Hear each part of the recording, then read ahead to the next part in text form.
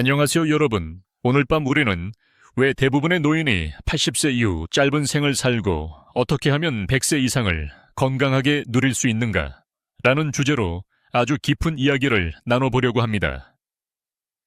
이건 단지 나이 들면 아프다는 당연한 얘기가 아닙니다.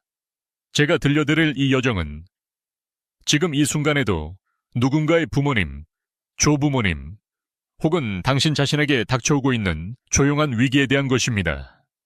당신은 아마 살아남지 못할 수도 있어요. 그렇게 말하면 너무 냉정하게 들릴지도 모르겠지만 현실이 그래요. 그러니 자리를 잡기 전에 제가 하는 콘텐츠가 정말 마음에 드신다면 좋아요와 구독을 눌러주세요. 그리고 지금 여러분이 계신 지역과 시각을 댓글로 남겨주세요. 우리가 이 밤을 함께 보내고 있다는 걸 느끼게요. 이제 불을 끄고 선풍기를 틀어 은은한 소리를 배경에 두고 오늘 밤의 여정을 함께 시작해 봅시다. 80세 이후의 삶.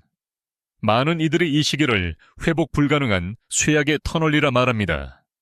어떤 사람은 말없이 식탁 앞에서 시간을 보내고 어떤 사람은 침대에서 움직이지 못한 채 하루의 대부분을 잠으로 흘려보냅니다. 그런데 중요한 건 이런 쇠약이 단순히 나이 탓만은 아니라는 사실이에요. 우리 몸은 80세를 기준으로 확실한 임계점을 지나게 됩니다. 그것은 마치 둑이 터지기 직전의 댐처럼 그 전까지 쌓여있던 문제들이 한꺼번에 표면 위로 터져나오는 시점이죠. 가장 먼저 눈에 띄는 건 면역력의 급격한 저하입니다. 평생 감기 한 번 앓지 않던 사람이 폐렴에 걸려 병원에 입원하고 단순한 상처 하나가 몇 달 동안 아물지 않습니다. 심혈관계 기능은 이 시기에 더욱 치명적이에요. 심장은 여전히 뛰고 있지만 그 박동은 더는 장기 기관을 지탱할 만큼 강력하지 않죠. 노년기 근감소증은 여러분이 생각하는 것보다 훨씬 심각합니다. 하루 30분만 누워 있어도 다리 근육은 급속도로 줄어들고 일어나 걷는다는 건 고통의 연속이 됩니다. 87세였던 저희 외할머니가 그랬어요. 손주를 안고 싶어 하셨지만 양팔로 3kg짜리 아이조차 들 수 없을 만큼 힘이 없어졌죠. 그러나 이상하게도 이런 상황이 찾아오는 정확한 시기는 그 누구도 예측하지 못합니다. 어제까진 괜찮았는데 오늘 아침부터 손에 힘이 빠지고 가슴이 조여오는 것 같고 계단을 오르다 중간에 주저앉아 버립니다. 그렇게 몸의 기능은 순식간에 무너지는 거예요. 이쯤 되면 많은 분들이 이렇게 묻습니다. 그게 어쩔 수 없는 노화잖아요. 네, 물론 노화는 누구에게나 찾아오죠. 하지만 과연 모든 노화가 지금과 같은 급격한 쇠약으로 이어져야만 할까요? 아니요. 최근 연구들에 따르면 노인의 건강 상태는 단순한 생물학적 시간의 흐름만으로는 설명되지 않는다고 합니다. 사회적 환경, 생활 습관, 심리 상태, 그리고 수면의 질까지 이런 복합적인 요인들이 맞물리면서 노화 속도를 수배 이상 빠르게 만들 수도 있고 오히려 늦출 수도 있다는 겁니다. 여기서 조금 기묘한 이야기 하나 해볼게요. 일본 오키나와 섬의 어떤 마을은 100세 이상 고령자의 비율이 세계 최고라고 해요. 그런데 이들이 사는 환경은 결코 현대적인 의료 시스템이나 특급 영양제를 기반으로 하지 않습니다. 그 대신 그들에게 있는 것은 이웃과의 끈끈한 대화, 아침 6시에 걷기, 색색의 제철 반찬, 그리고 저녁 8시에 시작되는 이불 속 수면 리듬, 아주 단순하고도 자연스러운 생활입니다. 그렇다고 우리가 당장 시골로 이사 가자는 건 아니에요. 다만 지금 우리가 겪고 있는 이 80세 이후의 쇠약이 단순히 운명의 장난이 아님을 알았으면 합니다. 특히 신체 기능 저하는 우리가 어떻게 대응하느냐에 따라 결과가 완전히 달라질 수 있어요. 미국 노인학회지에 실린 논문에 따르면 매일 15분 걷기와 일정한 수면 리듬만으로도 노년기의 생존율이 21% 이상 상승했다고 합니다. 운동은 만병통치약이 아니지만 거의 그렇다는 말이 있죠.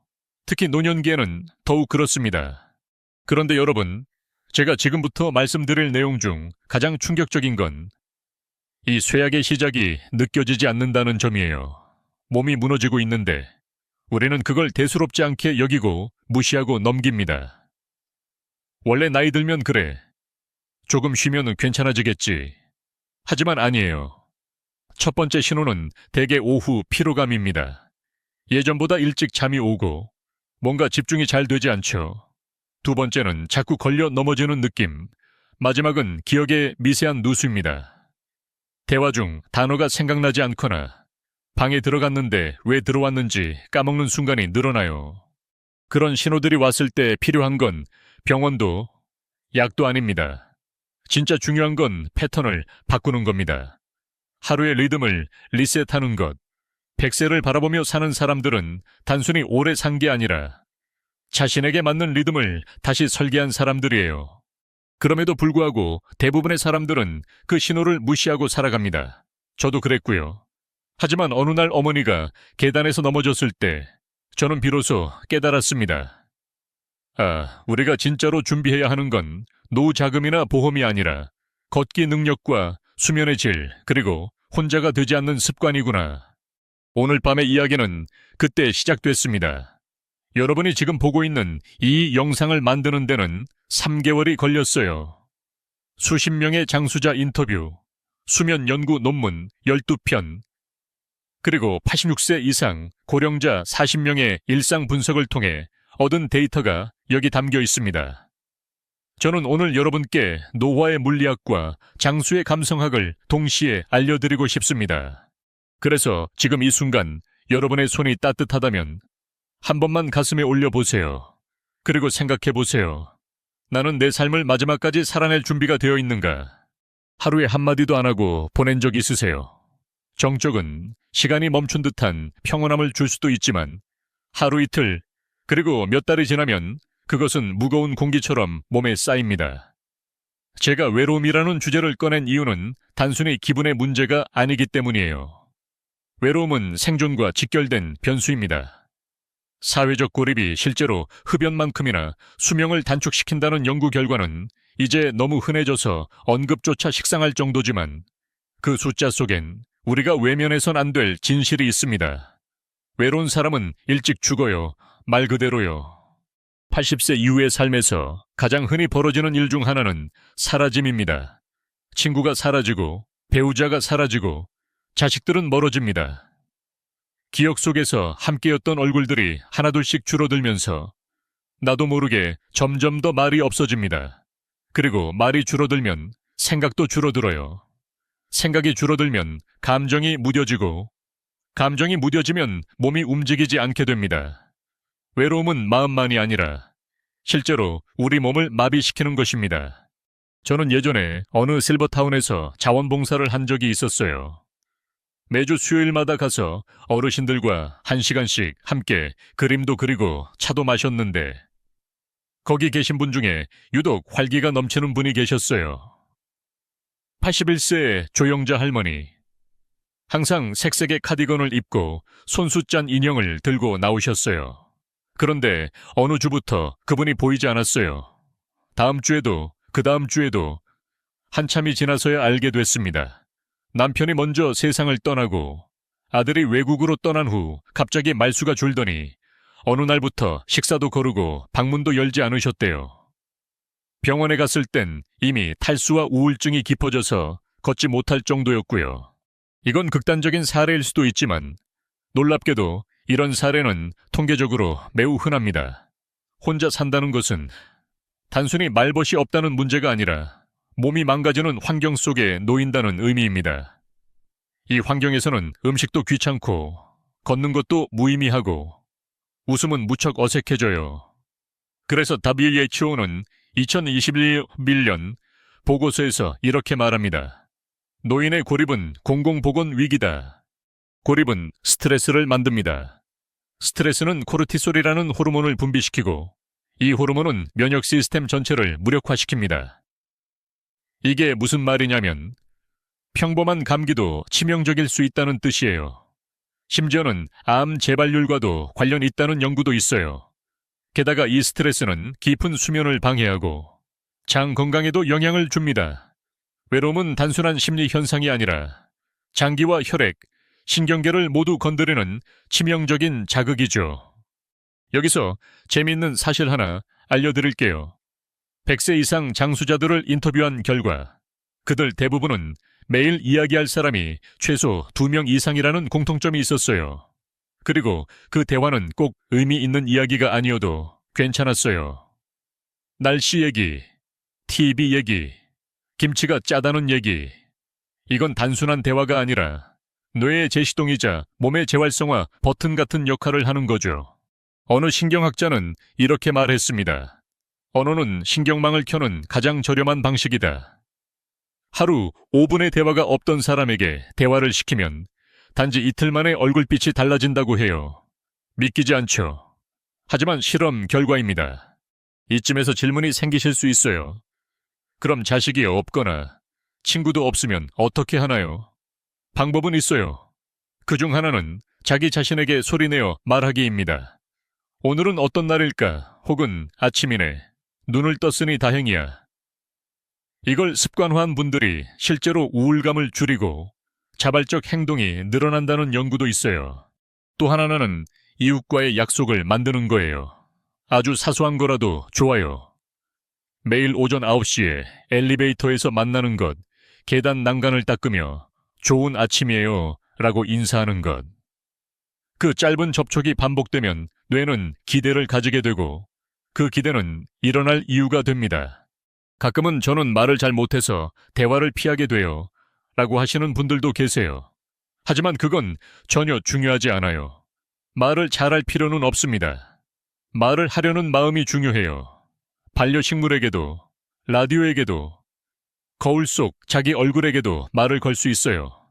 말은 상대를 위해서 하는 것 같지만 사실은 나를 정비하는 도구니까요. 이 외로움과 고립은 단지 심리적 위축을 말하는 게 아닙니다. 이것은 수명을 단축시키는 독극물과도 같습니다. 그 독극물을 해독하는 방법은 단 하나예요. 소통입니다. 그리고 그 첫걸음은 아주 작은 목소리로 안녕하세요 라고 말하는 것일지도 모릅니다. 이제 저는 여러분께 밥과 잠에 대해서 이야기하고 싶습니다. 사람들은 종종 이런 걸 너무 당연하게 여기곤 하죠. 밥은 그냥 배를 채우는 행위고 잠은 하루를 끊는 기계적인 루틴처럼 느껴지니까요. 하지만 여러분, 그 당연함이 바로 우리를 병들게 한다는 사실을 알고 계셨나요? 노인이 되면 미각은 서서히 무뎌지고 씹는 힘도 줄어듭니다. 하루 3끼를 챙기는 일은 전쟁 같고 때로는 씹는 게 귀찮아져서 과자나 죽 한 그릇으로 때우게 됩니다. 그런데 바로 그 습관이 노쇠의 급행열차예요. 왜냐고요? 단백질, 철분, 비타민, 마그네슘, 아연 같은 필수 영양소들이 사라지면 우리의 근육은 더 이상 유지되지 않기 때문이죠. 제가 만났던 82세의 박 여사님은 과거에 요리하는 걸 무척 좋아하셨던 분이에요. 그런데 남편이 돌아가신 이후부터 혼자 먹을 건데 뭐 하러 챙겨라는 말만 반복하셨어요. 점점 국물만 떠서 드시고 과일은 귀찮아서 손도 안 대시고 결국 체중이 6kg 가까이 줄어들면서 걷기도 불편해졌습니다. 결국 병원에 갔더니 근감소증 초기 진단. 그 상태는 생각보다 훨씬 위험해요.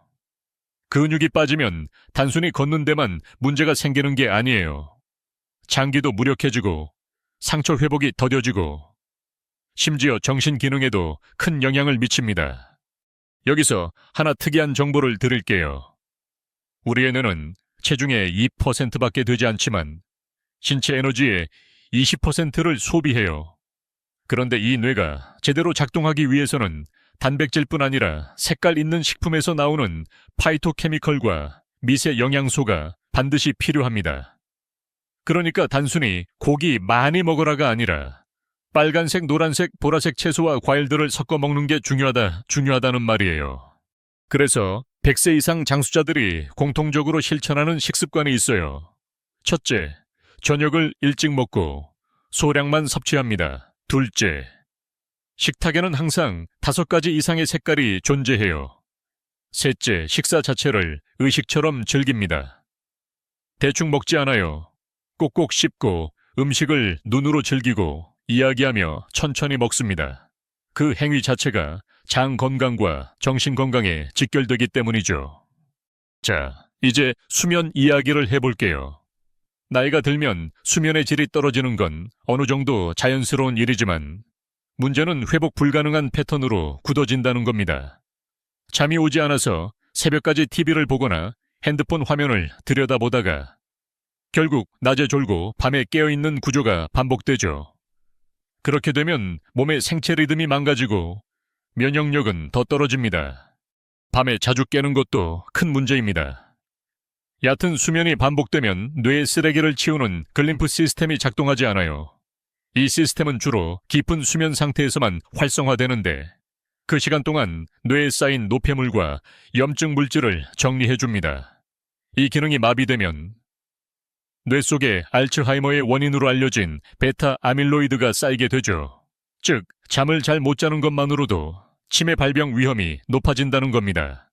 이런 말씀을 드리면 그럼 수면제를 먹어야 하나요? 라고 묻는 분들이 계세요.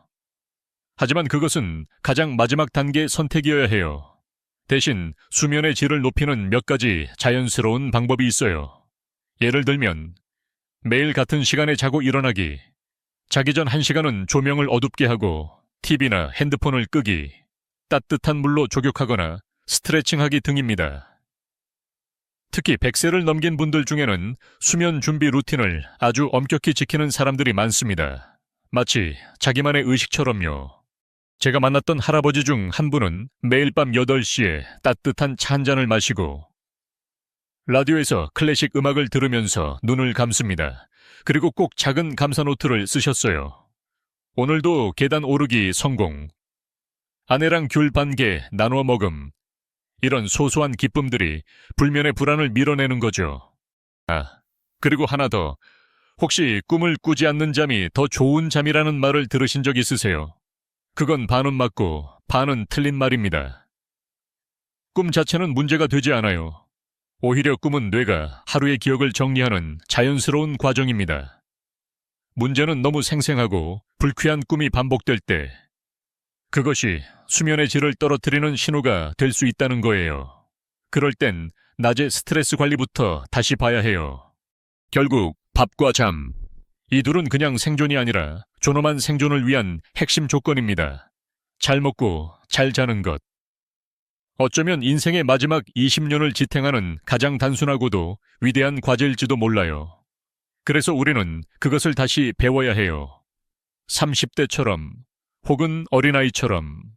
다음 이야기에선 이제 이렇게 무너져가는 건강을 반전시키는 구체적인 5가지 비결에 대해 말씀드릴게요. 그건 단지 이론이 아니라 수천 명이 이미 검증한 행동의 정답입니다. 여러분, 이제부터는 반전을 만들어낼 수 있는 5가지 구체적인 방법에 대해 이야기해보려 합니다. 이건 단순한 건강 팁이 아니라 수명을 연장하고 삶의 질을 획기적으로 바꾸는 패턴의 전환입니다. 어쩌면 여러분 중엔 너무 늦지 않았을까라고 생각하실 수도 또 있어요. 하지만 이미 수많은 사례가 증명해줍니다. 90세에 걷기를 시작해 95세에 유튜브 채널을 연 사람도 있고 83세에 취미를 바꿔 치매 진단을 늦춘 분도 있어요. 첫 번째 비결은 규칙적인 걷기 운동입니다. 걷기는 만능이에요. 도구도 필요 없고 장소 제약도 없고 혼자서도 가능하죠.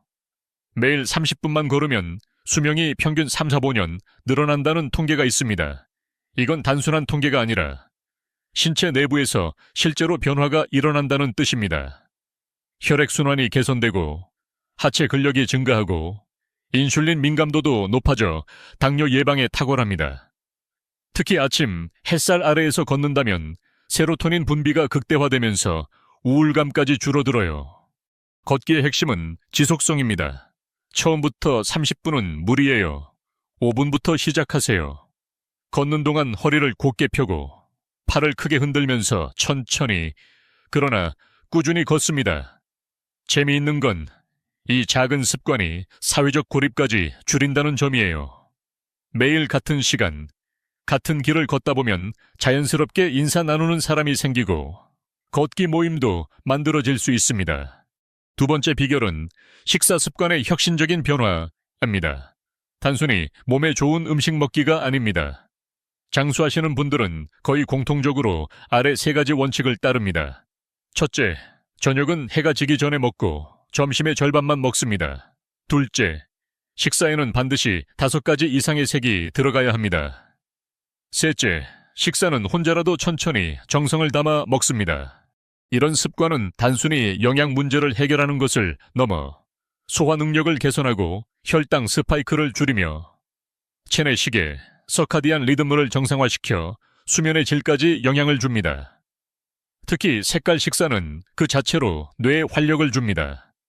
각 색깔의 식품은 특정 파이토케미컬을 포함하고 있어 장기 기능을 보호하고 항산화 작용을 돕습니다. 예를 들어 빨간 토마토에는 리코펜, 노란 단호박에는 베타카로틴, 초록 브로콜리에는 설포라판이 풍부하죠. 세 번째는 하루 한 번 이상 깊게 웃기입니다. 그냥 미소가 아니라 배꼽을 잡고 웃을 만큼의 진짜 웃음입니다. 왜 웃음이 중요한가요? 웃을 때 우리 몸은 300개 이상의 근육을 사용합니다. 특히 복근과 횡격막이 강하게 수축되며 장기들이 자연스럽게 마사지되죠. 이게 바로 소화기능 개선과 면역력 강화의 핵심이에요. 또한 웃을 때 분비되는 엔도르핀과 세로토닌은 자연스럽게 스트레스를 줄이고 고혈압이나 당뇨의 원인이 되는 만성 염증을 완화합니다. 실험에 따르면 하루 한 번 이상 크게 웃는 사람은 그렇지 않은 사람보다 평균 수명이 7년 더 길다고 합니다. 가장 효과적인 방법은 사람과의 대화에서 웃음을 찾는 거예요. 옛날 이야기, 실수담, 농담 한마디, 그런 순간이 결국 건강의 핵심이 됩니다. 네 번째 비결은 취미 활동의 진화입니다. 여기서 진화라는 단어가 중요해요. 단순히 취미 하나를 고수하는 게 아니라 10년 주기로 새로운 취미를 추가하는 겁니다. 뇌는 반복되는 자극에 금방 익숙해지고 무뎌지거든요. 그래서 새로운 것을 배우면 뇌세포 간의 연결이 늘어나고 인지기능이 향상되며 치매 예방에 탁월한 효과를 줍니다. 예를 들어 60대에는 바둑을, 70대에는 그림을, 80대에는 스마트폰 사진 편집을, 90대에는 유튜브 시청을 새롭게 시작해보는 시기예요. 가장 좋은 취미는 손을 많이 쓰는 것, 그리고 사람과 함께하는 것입니다. 손은 뇌의 연장이라는 말이 있듯 손을 쓰는 일은 뇌를 깨어있게 만들죠. 또한 그룹 활동은 사회적 교류를 자연스럽게 유도해 외로움을 줄이고 자존감도 높여줍니다. 마지막 5번째는 아침형 생활로의 전환입니다. 이건 단순히 일찍 자고 일찍 일어나는 걸 말하는 게 아닙니다. 우리 몸의 생체 시계를 자연의 리듬에 맞추는 것이 핵심이에요. 해 뜰 무렵 일어나 햇빛을 받는 것만으로도 멜라토닌과 세로토닌의 밸런스가 조절되고 밤잠이 깊어집니다. 또한 아침 시간은 조용하고 안정적이기 때문에 스트레스를 줄이기에 가장 좋은 시간이에요. 실제로 100세 이상 장수자들의 가장 큰 공통점 중 하나는 대부분 새벽 4, 4, 5시에 일어난다는 겁니다. 그리고 밤 9시 이전에 잠자리에 들어요. 처음엔 어렵겠지만 3일에 30분씩 천천히 취침 시간을 앞당기면 누구나 바꿀 수 있습니다. 그리고 이런 생활 리듬은 단순히 숙면만이 아니라 하루 전체의 에너지 소비 패턴을 개선해 건강 전반에 영향을 줍니다. 이 5가지 비결은 각각 독립적인 것처럼 보이지만 사실은 서로 유기적으로 연결되어 있습니다. 걷기 운동은 식욕을 돋우고 좋은 식사는 숙면을 유도하며 숙면은 낮 동안의 활력을 증폭시키고 활력은 취미 활동과 웃음을 가능하게 하죠. 그리고 이 모든 것은 결국 더 나은 삶의 질과 장수를 만들어냅니다. 이제 우리는 단순한 조언이 아니라 구체적인 실행이 필요한 단계에 와 있습니다. 다음 장에서는 이 5가지 비결이 실제 하루의 흐름에 어떻게 스며들고 시간이 지남에 따라 어떤 놀라운 변화를 만드는지를 함께 살펴보겠습니다. 어떤 변화든 하루에서 시작합니다. 누구나 살아있는 동안 하루를 반복하니까요. 하루의 패턴을 조금씩 바꾸는 것만으로도 신체와 뇌는 진짜로 새롭게 작동하기 시작해요. 지금부터는 우리가 앞에서 이야기했던 5가지 장수 비결이 시간의 흐름 속에서 어떻게 자리 잡고 또 우리 삶을 어떻게 다시 설계하는지를 보여드릴게요. 말하자면 삶의 리듬을 튜닝하는 실제 작동법이죠. 아침은 걷기로 시작합니다. 아직 어두운 하늘 아래에서 서서히 밝아오는 빛을 보며 하루를 여는 순간, 이것이 가장 이상적인 리듬의 출발이에요. 100세 이상 장수자들의 많은 사례에서 공통적으로 나타나는 행동은 새벽 5시 기상, 그리고 아침 6시 이전의 산책입니다. 단 10분이라도 걷는 것으로 뇌의 시계가 맞춰지고 세로토닌 분비가 시작되며 혈관이 따뜻해집니다. 이 작은 움직임 하나가 그날 하루의 활력 전체를 좌우해요. 산책을 마치고 돌아와 따뜻한 물 한 컵, 그리고 간단한 아침 식사를 준비합니다. 이때 중요한 건 색입니다. 흰죽이나 식빵만 있는 아침은 뇌를 깨우지 못해요. 그래서 저는 항상 권합니다. 귤 한 조각, 시금치 나물, 당근채 볶음, 그리고 현미밥, 최소 3가지 이상의 색깔이 아침 식탁에 등장하도록 해보세요. 이건 단순한 시각적 기쁨이 아니라 뇌를 활발하게 작동하게 만드는 신호이기도 합니다. 아침 식사를 마치고 나면 취미 시간이 찾아옵니다. 이건 짧아도 괜찮아요. 단 20분만이라도 무언가에 집중하는 시간을 가지는 것이 중요합니다. 그게 그림이든 서예든 십자수든 혹은 유튜브에서 스마트폰 조작법 배우기든요. 포인트는 뇌를 처음 하는 일에 노출시키는 것입니다. 뇌는 새로운 연결을 원하고 그 연결은 반복이 아니라 낯선 자극 속에서 생겨나요.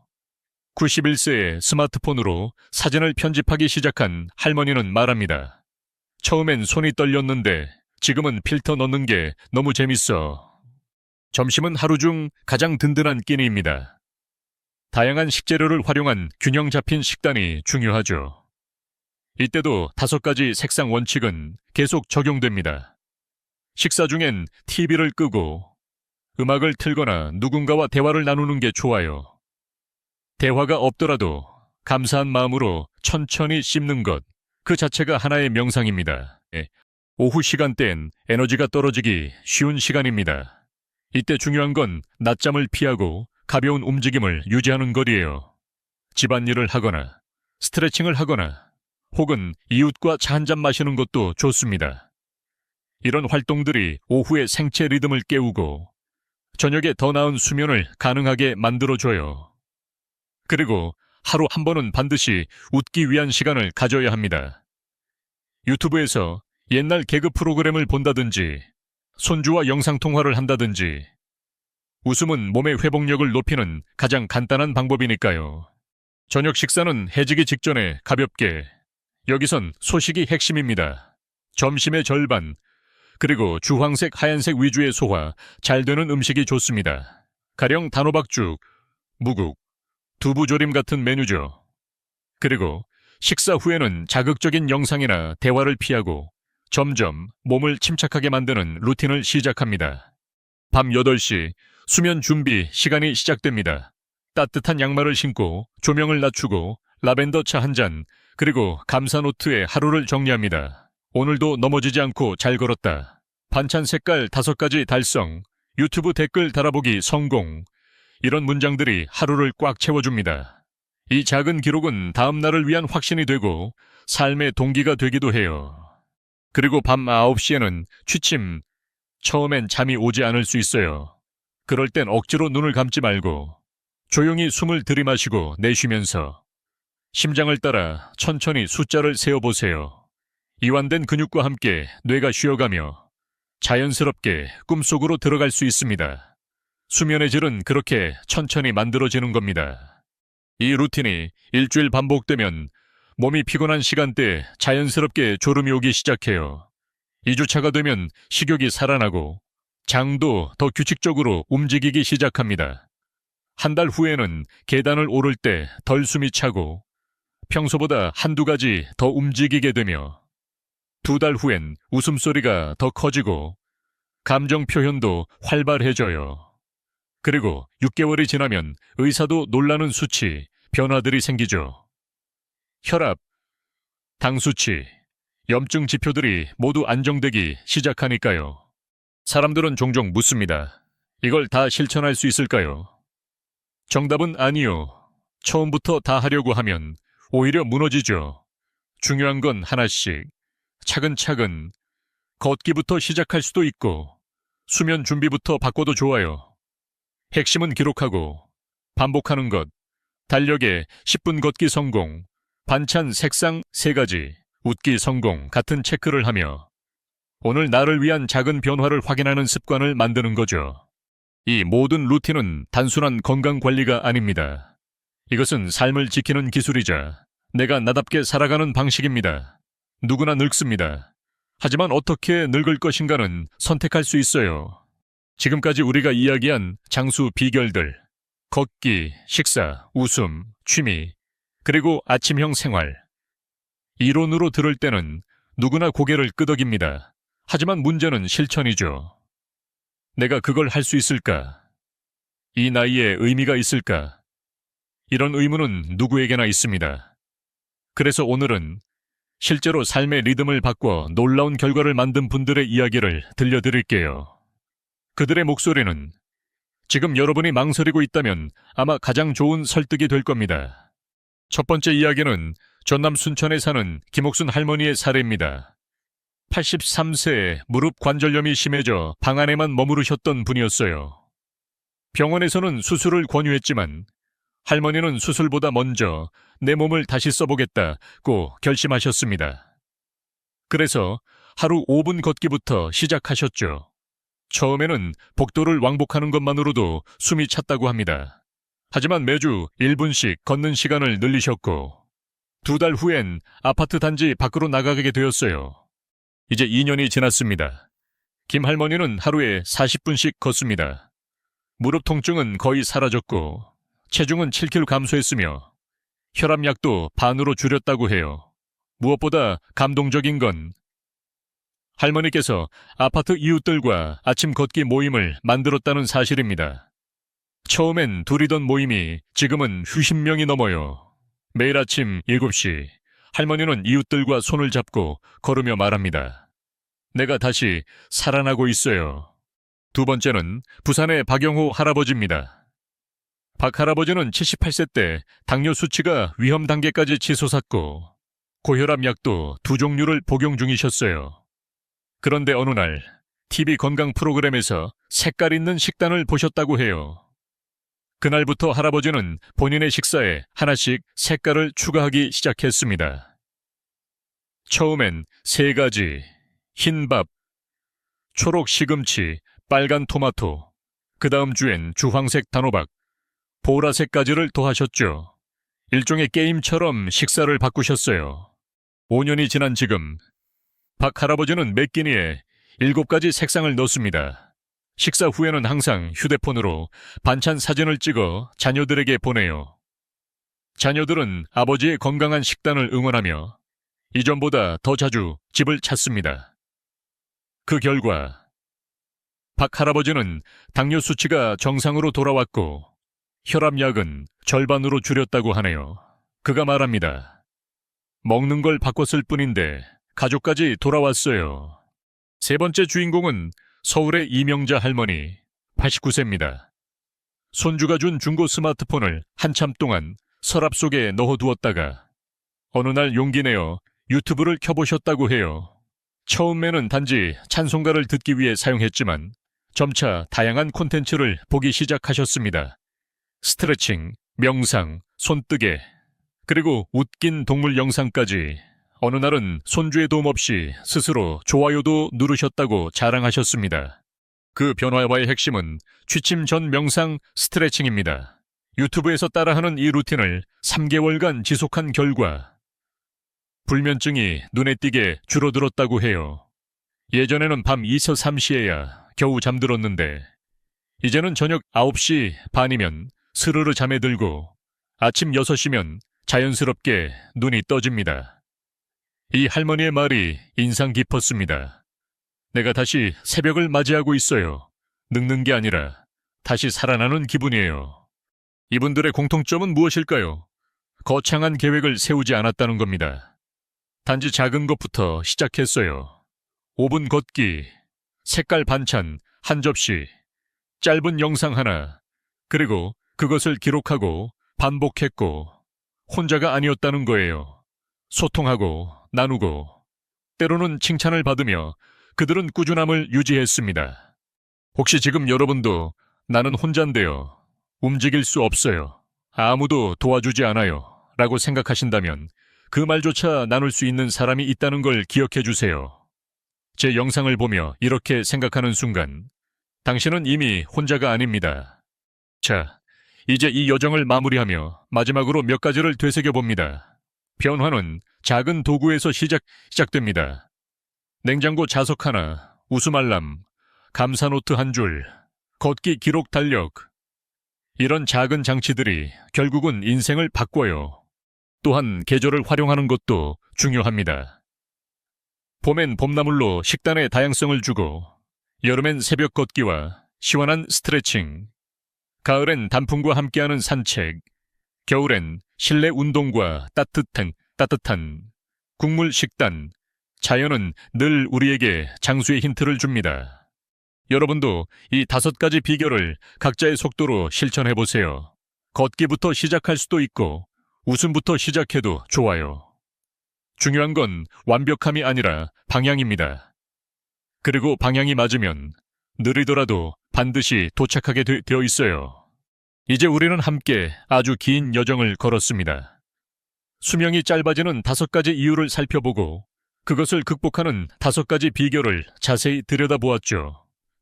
그리고 이 실천들이 실제 하루의 흐름 속에 어떻게 자리 잡을 수 있는지, 나아가 실제로 놀라운 변화를 겪은 분들의 이야기를 통해 확인해 보았습니다.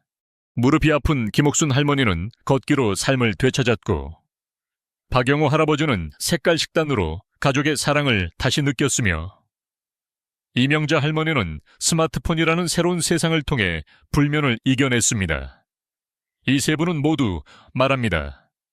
나는 이제 다시 살아갑니다. 여러분도 할 수 있습니다. 이 여정의 핵심은 거창한 계획이 아닙니다. 단지 하루 5분의 변화, 한 접시의 색깔 반찬, 한 번의 웃음, 그리고 하나의 기록. 그것만으로 충분히 시작할 수 있어요. 지금이 바로 그 첫날입니다. 내일 걷기로 시작해보세요. 거울 앞에서 한번 웃어보세요. 잘 익은 토마토 한 조각을 식탁에 올려보세요. 그리고 잠들기 전 오늘을 잘 살아낸 자신에게 수고했다고 말해주세요. 불을 끄고 조용히 눈을 감으세요. 아주 잘하고 계십니다. 스크립트 종료. 편안한 밤 되세요.